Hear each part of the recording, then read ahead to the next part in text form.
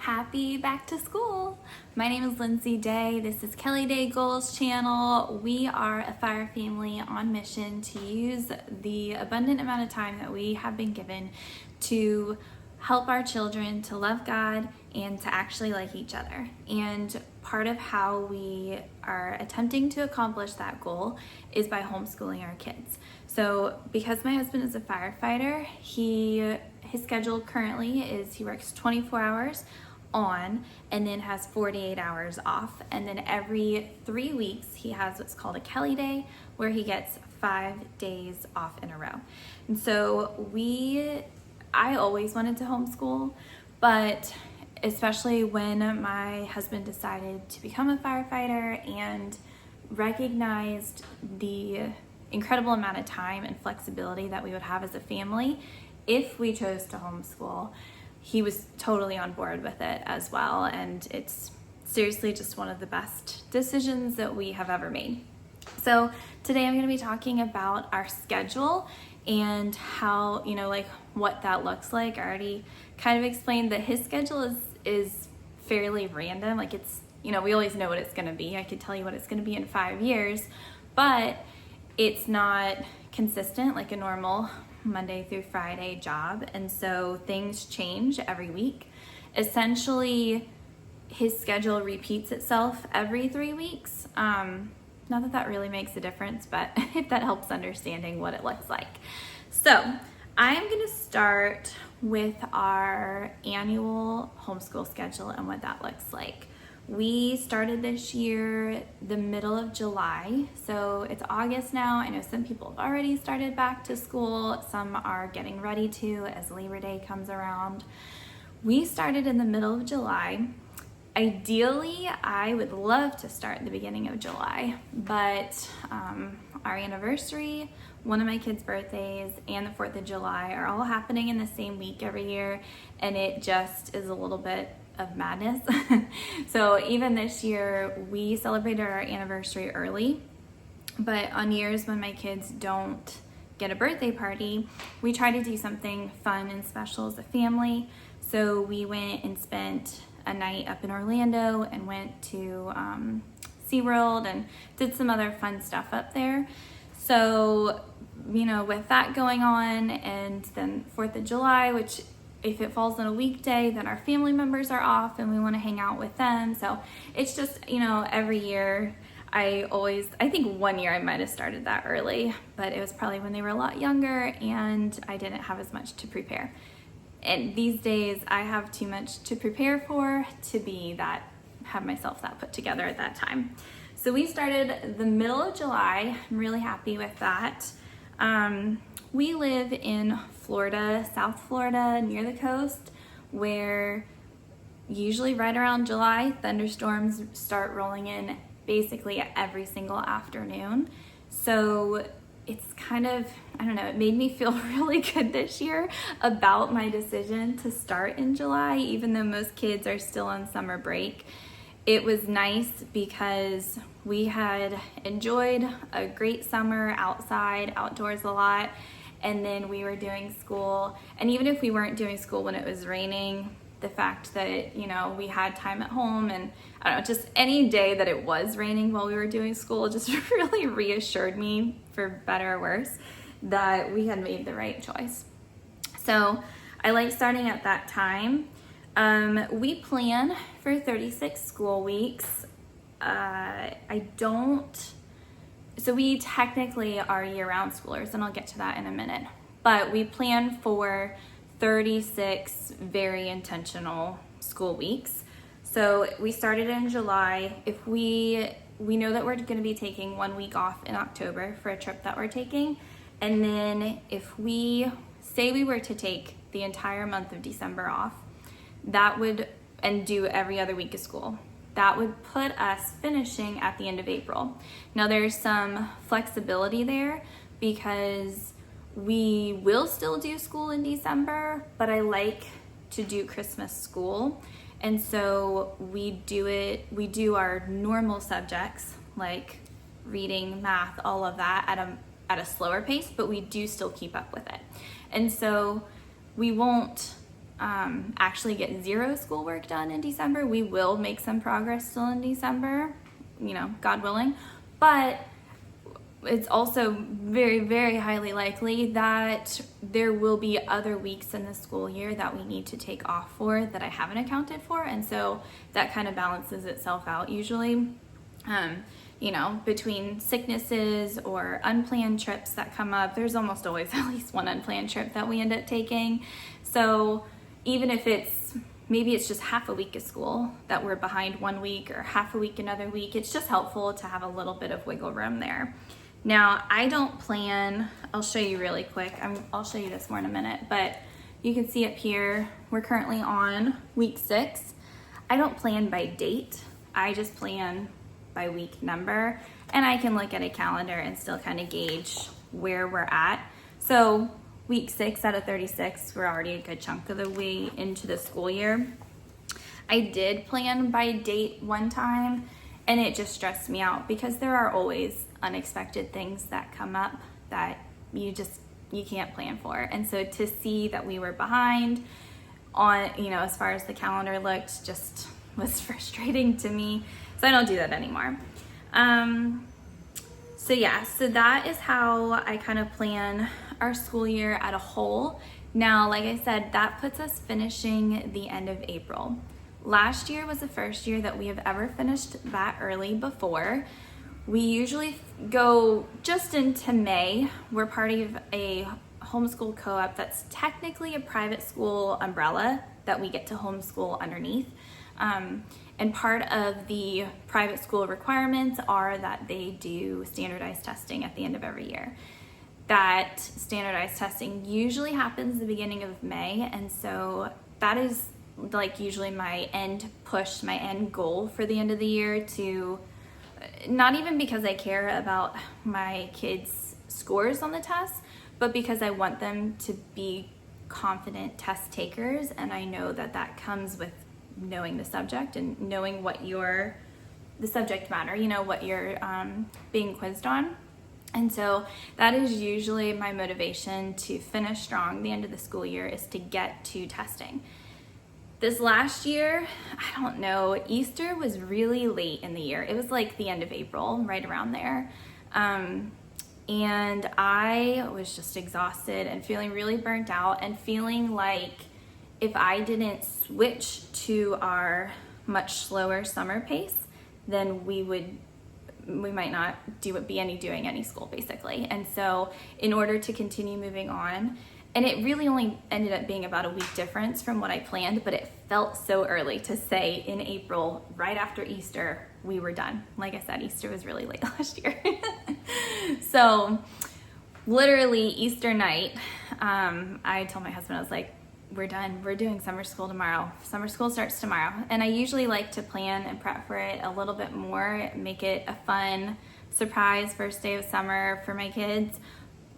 We were able to pull together, and they were just excited to just start summer as well. So it didn't really matter that we didn't have as much time to plan, but it was good. So this year I'm shooting for the end of April again. Like I said about the weather in Florida, in July, it usually starts getting stormy. The end of April, beginning of May and June, the weather is usually gorgeous. The seas are calmer. It hasn't really started. It's like April is like the end of our the end of our dry seasons, excuse me. I know it's April showers bring May flowers, but really April is usually still pretty dry here, which means that we haven't gotten those thunderstorms as much yet. And so we can usually spend the entire day in the pool or at the water park or at the beach and not get rained out. So that's when I have attempted to try and take advantage of our summer days the most. It's also nice because at that point we still have about a month where public school kids, private school, most school kids are still in school. And so we're able to do a lot of things like the water park, while the weather's nice, it's hot, it's clear skies, but there's not a lot of kids out yet. And then it's also nice to have June off, because then any of our friends who are in school, we can catch up with them and spend some time with them as well. So it's a good balance, I feel like. And that is what we're gonna be shooting for again this year. Now, I said we're technically year-round schoolers, so We don't always make it to that 36-week mark. Sometimes, like last year, I think we made it to like 34 or 35 before I called it quits. And then we switched to summer schooling. Summer schooling is very similar to our Christmas schooling. It is slow, it's more fun activities, and we also still slowly keep up with our core subjects. Just like I said, at a slower pace. That's all there is to it. So if you want to hear more about how we do our summer schooling, there's a video that I did probably a few months ago called Summer Learning. I think it's just a few videos back if you want to check that out and see more specifically how we do that. And that's kind of how we round out the rest of those weeks that we might have missed out on. And sometimes it depends on the year. Sometimes we're playing a little bit of catch up, sometimes we're playing and getting ahead a little bit. But you hear the summer slump. I feel like it's really helpful for their brains and also just as the habit of continuing school. I think if we took a 2-month break from school 100% and never sat down at our table to do any schoolwork, coming back to school would be such a hard habit to have to rebuild every single year. And so that's a big part of why I like to continue that, besides just staying active and keeping our brains moving as well. All right, so now I will talk about our weekly schedule. We only do school 4 days a week. Yay, homeschool. I don't know, we do a lot of the good and the beautiful, and a lot of those courses, like math and language arts, are only 120 lessons, which makes it really easy. I mean, that's less than 36 weeks at 4 days a week. That's less than that. So it's nice to be able to do that. Some of the subjects and curriculum that we use are a full 180 days, which is 36 weeks at 5 days a week. So again, that's part of where we're, doing summer school, having catch up, all of that. But I really like doing 4 days a week because it gives us flexibility to do other things. The time we legally have to record, because of the private school umbrella that we're a part of, we legally have to record 180 school days, and the hours considered of a school day is different for each of my kids. I think this next year it'll be 3 and 4 or 3 and 5 per day, but it is but that's not the only thing that I count as school. Sitting down and doing our schoolwork, I call that sit down school. But we have field trips, we do nature study, we do read alouds, they're in sports, anything else, physical activity, arts and crafts, anything else that would be part of a normal school day still counts for school for us. And so our sit down school time does not have to meet that full 180 days, however many hours per day. So 4 days a week allows us to have a little bit of flexibility within the week. I do try to do school to the best of my ability when my husband's at work, but if we have plans with friends that don't include him, I generally will try and plan that first and foremost on the days that he's at work, if that makes sense. So, okay, for example, this week, today is Wednesday. I'm a homeschooler and a fire wife. It's hard for me to know what day of the week it is. Today's Wednesday. We have done school Monday, Tuesday, Wednesday of this week. Tomorrow, we are planning on going out on the boat, and Friday morning, I have a meeting with somebody. So, chances are we will do our last day of school Friday afternoon. We could do it Thursday night, we could do it Saturday.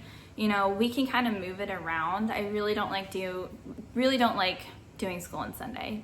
To the best of my ability, I want to get school done and just be like doing the last finishing touches by Saturday. I don't like doing it Saturday, but if I have to do it Saturday, I will get it all done Saturday so that we don't have to do it Sunday. I don't like doing it Friday either. I love weeks when we get it done Monday through Thursday, and then Friday we're at home and are able to just get like all the extra stuff done that I haven't been able to work on during the week. Those are my favorite weeks. But so that kind of shows you. So that's our schedule this week. Next week will probably be different. The next week will be different. We just have random things that pop up between I lead a mom's group at my church. We have co-op once a month, different field trips that could be at, any day of the week, doctor appointments that could be any day of the week, different things like that it gives me the flexibility to plan around.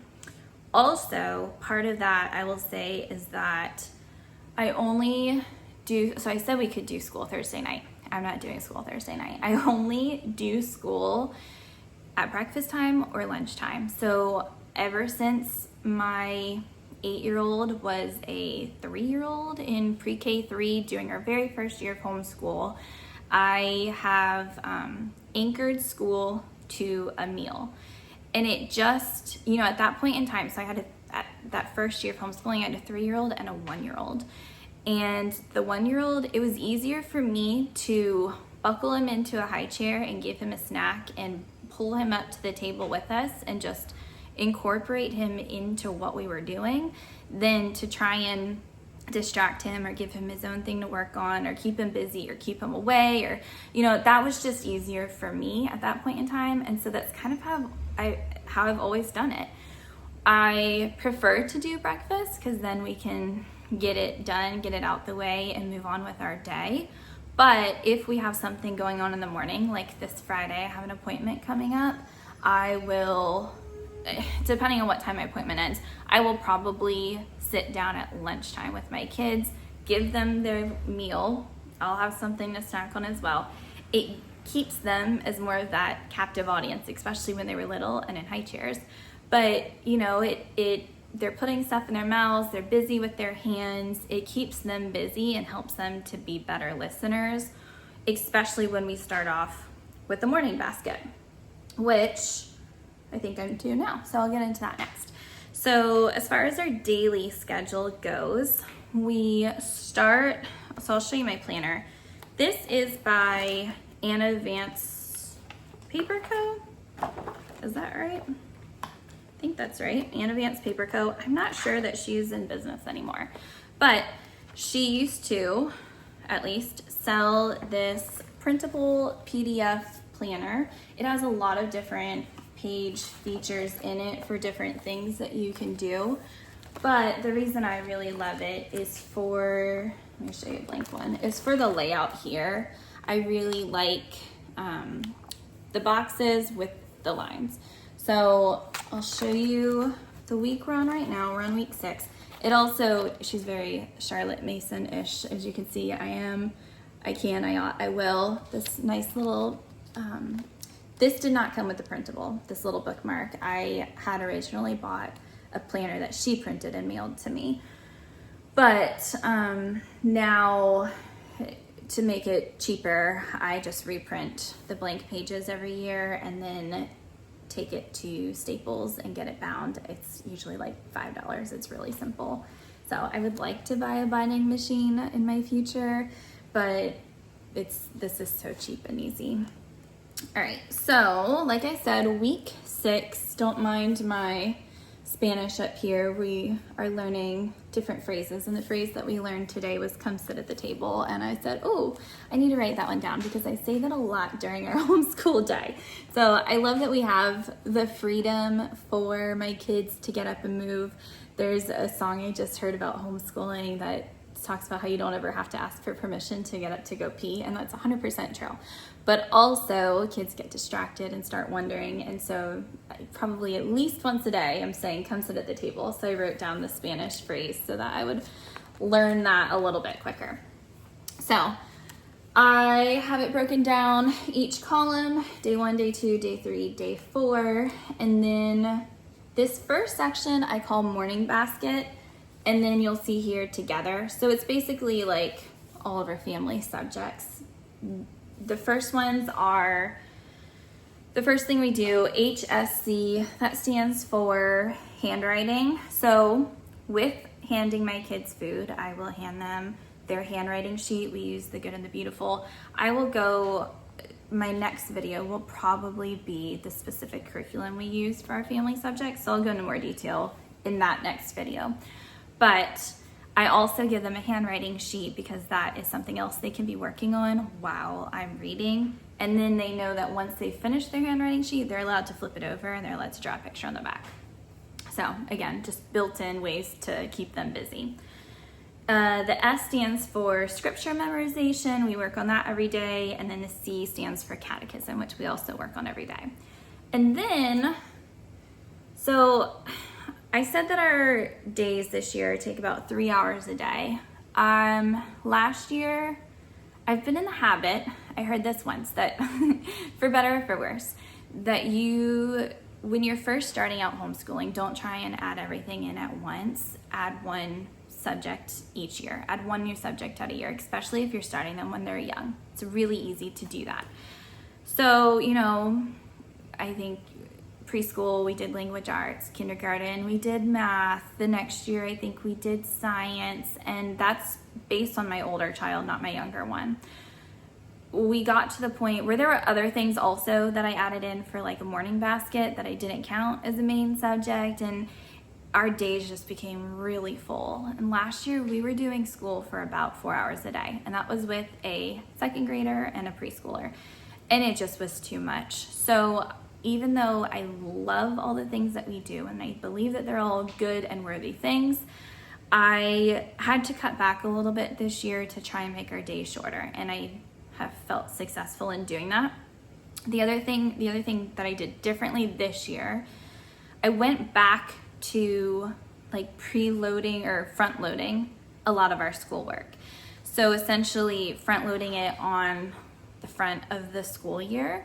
So for example, we switched to Apologia for Science this year, and I think it only took us about halfway through the year when I planned out all the lessons.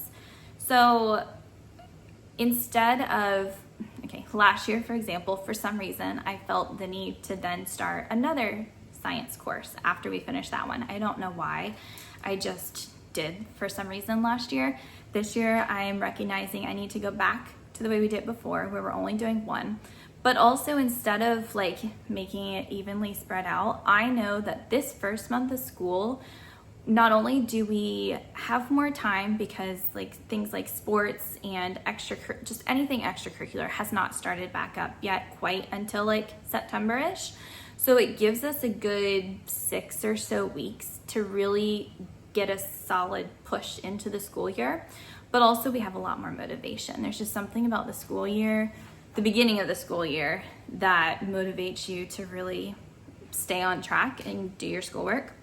And so instead of like spreading those science lessons out over the whole year, I just decided to front load them. And then halfway through the year, we'll be done with them and our days will be that much shorter for the following rest of the school year.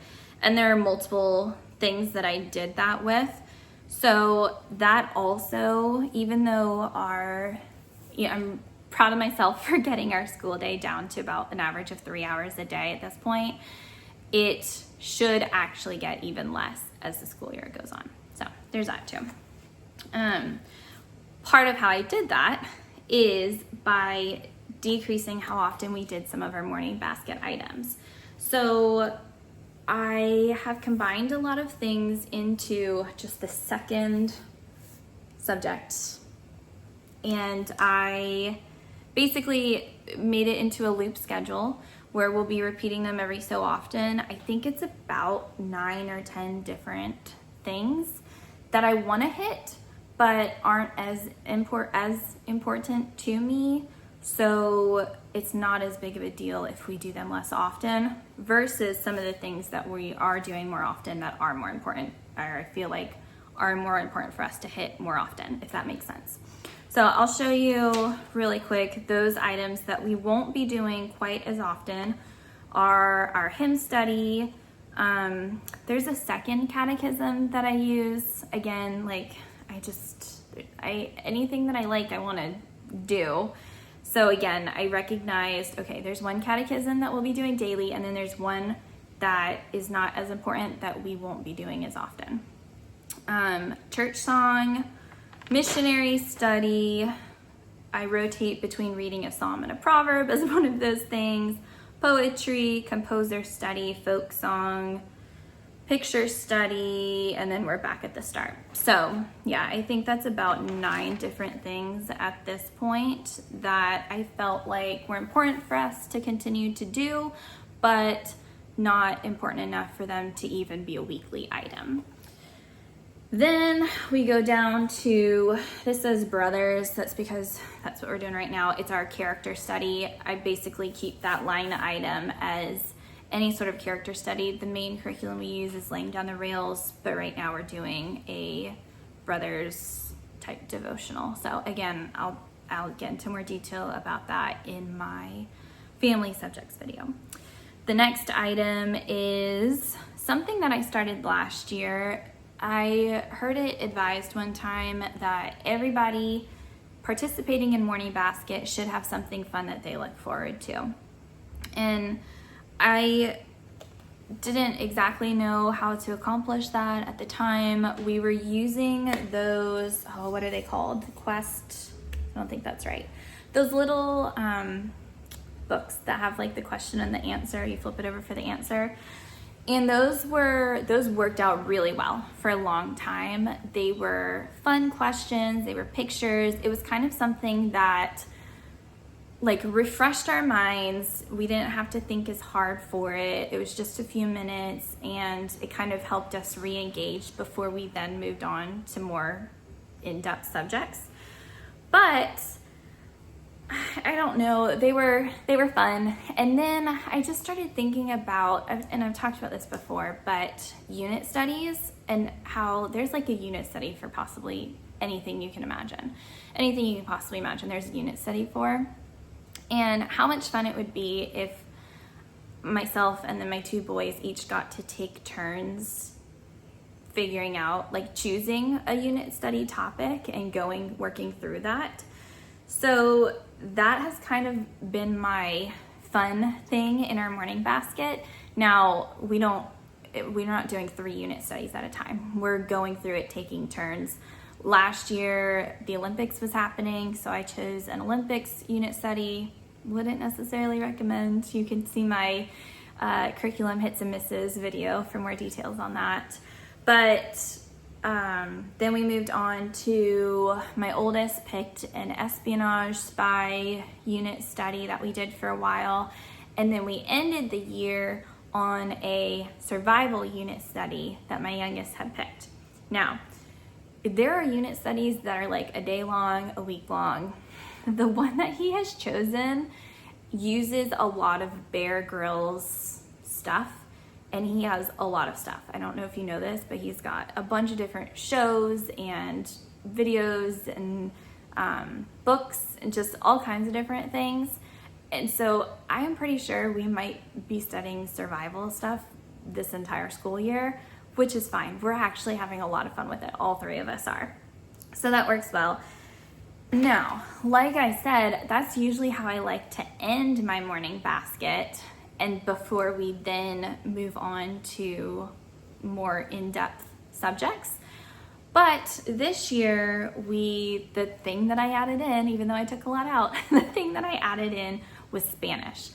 I originally thought that I could make Spanish one of those like once every 10-day loop items that we hit in our morning basket. And we're doing talkbox.mom. We're using that. And I quickly realized this isn't gonna work if we're not touching on it. I mean, we only do school 4 days a week. We need to be doing Spanish all 4 days if we're actually going to try and learn anything. So because of the way I had my planner pretty much already set up, I had this empty space down here that I just decided to go ahead and fill in for Spanish. And it has actually worked really well because my kids are ecstatic.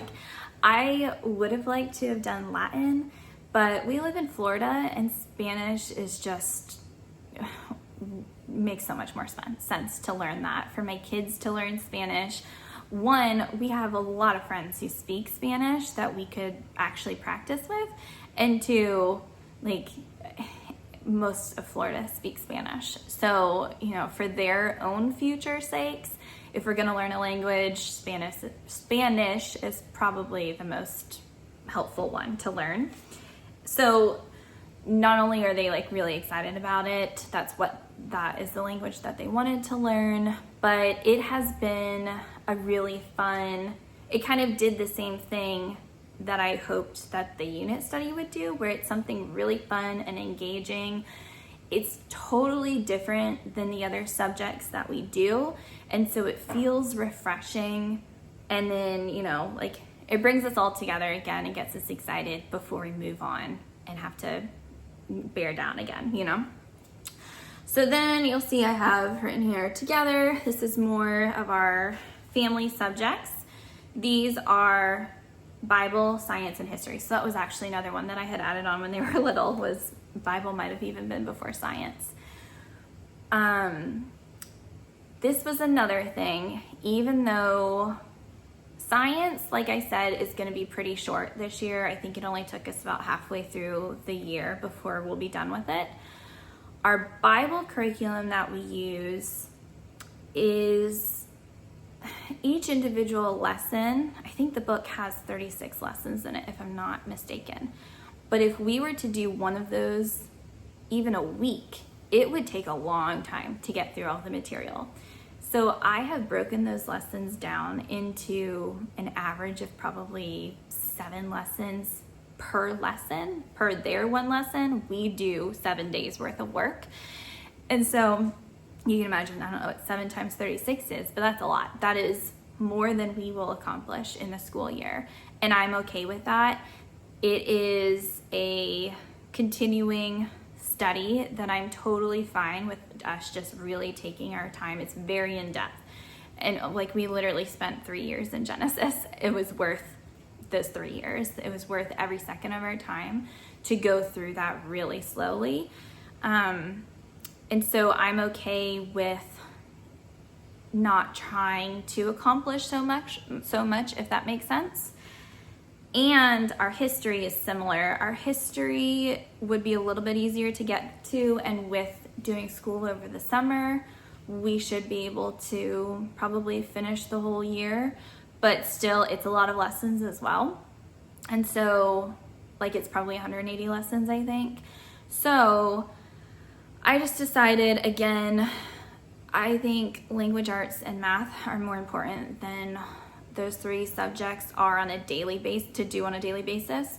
So in an attempt to help make our school days a little bit shorter, instead of doing Bible, science, and math every day, we do a loop schedule of those as well, where we do 2 out of the 3. So for example, day 1 of this week, we did, I don't know if you can see that, science and history. Day 2, we did Bible and science. Day 3, history and Bible, and then day 4, we will do science and history. And so we're still hitting each of those subjects like 2 or 3 times a week, which is great. I'm totally good with that. But we're not doing all 3, and so it doesn't take as long, because sometimes those subjects, depending on what you're doing, like if you have a science project to do, or sometimes the history lesson there might be a lot of reading required, or different things like that. Like, it might be a short day or it might be a long day. You never know. In general, it's a long day, it seems to be. So that has helped also make our school days a lot shorter, which then we move into our individual subjects. I have Gavin written here and Landon here so that I can clearly see what belongs to who. Each of their individual subjects are language arts and math. They do that every single day. And then once a week, my 3rd grader, I don't know that I ever said I have a 3rd grader and a kindergartner this year. I'm sorry, I should have said that from the beginning. But my 3rd grader will be doing typing once a week. Last year, again, I was crazy last year. I don't know what I was thinking. But last year, he was doing typing every single day, which was helpful in that, kind of like the Spanish, I think you kind of have to be practicing that pretty frequently to get it down. now he's got it down and he's just basically practicing it once a week and keeping up those skills. So also, wouldn't necessarily recommend starting your second grader on typing. Check out my hits and misses video from last year for another one that was probably another one of our kind of misses. So my very last box down here, don't mind this. This is a mess. This is, I'll tell you that really quick. We have like a tally prize system in our school day where if the kids are participating and just basically participating more than anything else, they can earn tally marks. And once they hit 50 tally marks, they can pick out a prize. I have like a little box with some toys in it, or they can pick out a piece of candy as their prize. In general, they get about one prize per week, usually on average, which I think is just helpful. I don't know. I know a lot of Charlotte Mason people are against external motivators, but I am Charlotte Mason-ish and I'm all for them. So it's also nice because I use a pencil to write them in. It's also part of our discipline, part of this as during the school day. It's nice for me to have a way to quickly discipline them, as in erasing tally marks. That's different from the way that I normally discipline them during the day as a mom. It's just helpful, I feel like, as a teacher to have a little bit of something different at that point in time. I don't know if that makes sense or not, but it's helpful to me. So you can see each of them actually have some tally marks erased right now. So apparently that's how we ended the day today. So that's what that is. And then below that, I did a really quick school prep this year. I have never planned and prepped for school as fast as I did this year. And the reason I was able to do it so quickly was mostly because I broke my number one rule of have everything printed beforehand. And I didn't, we were in the middle of a lot of stuff already, a lot of curriculum already that I was able to just continue on with. But that means that a lot of that stuff is ending as we go on with the year. And so like for our character habits, the brother study that we're doing is about to end. So I just write down all the things that I see that are upcoming. So to prep, we're doing a manners study next to get that ready and prepped for, upcoming soon. So I just try and keep an eye. This is why I like to schedule, because then I can see, I open my book every day and I see, okay, this is what we're doing today. There's no questions. I don't know. I would be looking at subjects and be like, well, when did we do this last one, or are we on this one? I can't remember. It's just so helpful to me to have one place where I can look at it all and see what's coming up next, and then also what I need to do next. And then, as I was saying before, this last row I call enrichment. These are fun things that honestly you usually don't get to until summer school. So like, let's make art videos,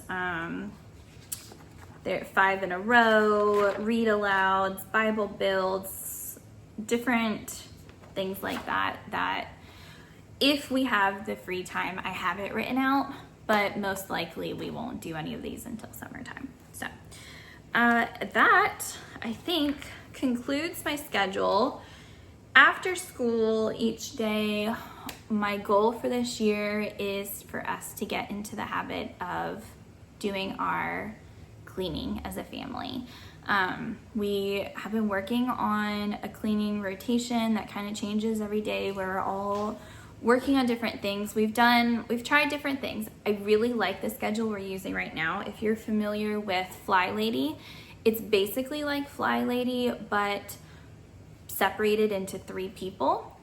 And the point of it is not just so that I'm not the only one cleaning. Yes, my children live in our house, and I do believe that they should be contributing to the house in taking care of it, but also they have to learn how to take care of it. And so my friend asked me one time, like, do you rely on their cleaning? And absolutely not. Not in the same way that I don't rely on my vacuum, my robot vacuum to vacuum my floors. It helps, but I don't rely on it as the sole source of cleaning in the house. And so I have not done the best job of making that a habit. Like, the fact that we're doing school is pretty non-negotiable. Everybody, it's expected, it's a habit, it's easy now. Now I'm working on, we do school, we eat lunch, we watch the news, and then we do our cleaning as like the continuation of that habit. So that's my goal for this year, and that's part of our daily schedule. Again, our days are flexible and they change. Today we did school, and then my husband said, hey, Dave & Buster's is half price today, and they've been wanting to go all summer, but because other kids were out for the school year, we've kind of been avoiding it. So school kids are back in school, and they are taking advantage of that right now. So things change when they get home. They'll be cleaning then. But that's my main goal for this year, is to, with shorter days, and then to continue in the habit of cleaning after school 4 days a week. That is my goal. So I hope you enjoyed this video. I would love to hear your thoughts, what your homeschool schedule looks like, what things you would change, what things you figured out like that are really key things for you, kind of like we anchor our school day to a meal. What are things for you that are like non-negotiables? This is how we homeschool. I'd love to hear about that. So, all right, see you soon. Bye.